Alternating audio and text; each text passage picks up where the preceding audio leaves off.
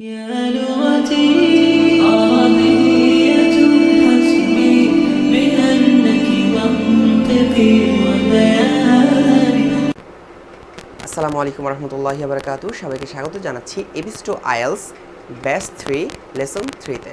তো এই পর্যায়ে আমরা যেটা শিখব সেটা হলো কোনো একটি কিছু আছে, যে কোনো জায়গায় আছে, এটা কিভাবে আছে, কেমন আছে, কয়টি আছে, এটা কিভাবে আছে, এই ধরনের জিনিসগুলো আমরা শিখব। তো আমরা বোর্ডে চলে যাই, তো দেখি সেটা হলো দেয়ার ইজ, এটা হলো একটি বস্তুর জন্য।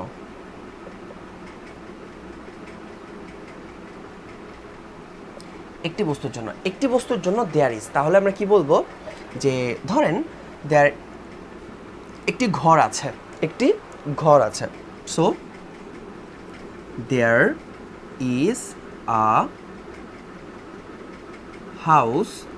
হাউস, আচ্ছা, তাহলে আরেকটা জিনিস বলি, একটি ঘর আছে, একটি বিড়াল আছে, so there is a cat.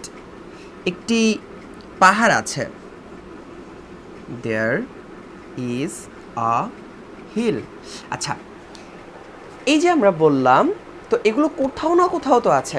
আমরা বলতে পারি there is a cat in the field, there is a cat in the field, তারপরে আমরা বলতে পারি সরি আচ্ছা, আমরা বলতে পারি যে there is a house, কোথায়? there is a house in the field, মাঠে একটি ঘর আছে। আমরা অনেক সময় দেখি গ্রামে যাওয়ার সুযোগ তো আমাদের শহরের মানুষের খুব কম হয়। আমরা যারা শহরের দুর্ভাগা মানুষ, তো গ্রামে গেলে দেখি যে দূরে কোথাও একটা ঘর থাকলে ওটাকে মানে খুব আকর্ষণীয় দেখা যায়। তো এই উদাহরণটা আমি এখানে নিয়ে আসলাম, সেটা হলো there is a house in the field, কোথায় আছে? আপনার মাঠে একটি ঘর আছে। তারপরে যেটা আমরা পাবো সেটা হলো যেটা আমরা উদাহরণ দিয়েছি সেটা হলো there is a cat on the table, there is a cat on the table, তাহলে টেবিলের উপর একটি বিড়াল আছে, তারপর there is a hill in my village, আমার গ্রামে একটি পাহাড় আছে। আচ্ছা, তো এই যে আমরা দেয়ার ইজ দিয়ে বললাম, তাহলে দেয়ার ইজ দিয়ে আমরা মানে যে কোনো প্রাণী, বস্তু, এগুলো আমরা বলতে পারবো।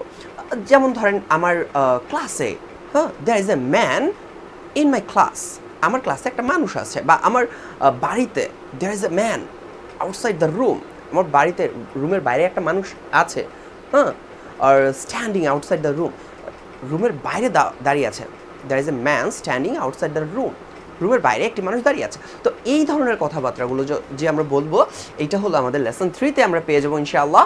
তো এই লেসনটা আপনাদের আসতেছে, তো আমাদের লেসন 3 পার্ট A আমরা এইভাবে শিখব।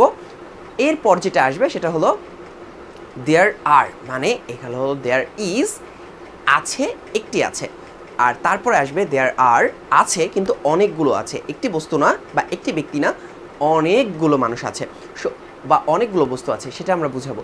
তো এই লেসনে আমরা মোটামুটি 100টা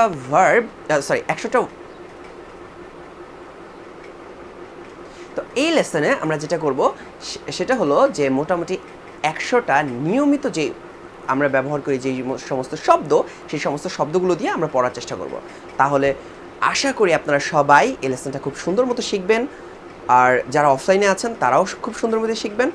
আপনাদের জন্য শুভকামনা, আল্লাহ তাআলা আপনাদের জন্য এই লেসনটা কমপ্লিট করা সহজ করে দিক, আর আমার জন্য সহজ করে দিক আপনাদেরকে শেখানো, আপনাদের খেদমতে আসা। আসসালামু আলাইকুম রহমতুল্লাহি ওয়া বারাকাতুহু।